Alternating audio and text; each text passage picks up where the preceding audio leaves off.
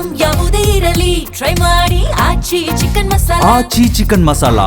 ಮಹಿಳಾ ಮೀಸಲಾತಿ ರಾಜಕೀಯ ಕಿಚ್ಚು ಹಚ್ಚಿದೆ. ಮದ್ದೂರಲ್ಲಿ ಮಹಿಳಾ ಘಟಕದಿಂದ ಪ್ರೊಟೆಸ್ಟ್ ಕೂಡ ನಡೀತಾ ಇದೆ.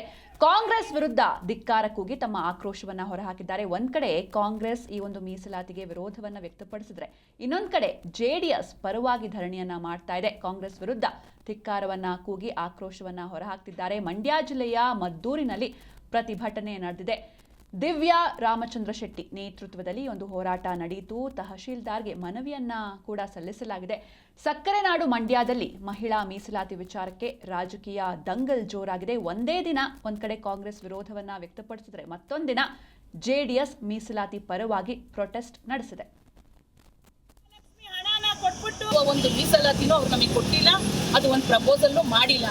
ಅದೇ ನಮ್ಮ ದೇವೇಗೌಡರ ಅಪ್ಪಾಜಿ ಅವರಿಗೆ ದೂರದೃಷ್ಟಿ ಎಷ್ಟಿತ್ತು ಅಂದ್ರೆ 1995 ಅವರು ಈ ವಿಮೆನ್ ರಿಸರ್ವೇಶನ್ ಬಿಲ್ ಅನ್ನೋದನ್ನ ಅವರು ಪ್ರಪೋಸ್ ಮಾಡಿದ್ರು, ಇಂಟ್ರಡ್ಯೂಸ್ ಮಾಡಿದ್ರು.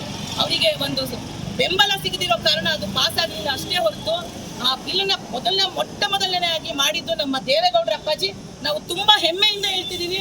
ಅವರ ದೂರದೃಷ್ಟಿ, ಅವರ ಕಾಳಜಿ ನಮ್ಮ ಮಹಿಳೆಯರ ಮೇಲೆ ಅವಾಗಿಂದ ಕೂಡ ಇತ್ತು. ಇದನ್ನ ಕೂಡ ಯಾರು ಸಪೋರ್ಟ್ ಮಾಡಲಿಲ್ಲ ಸರ್.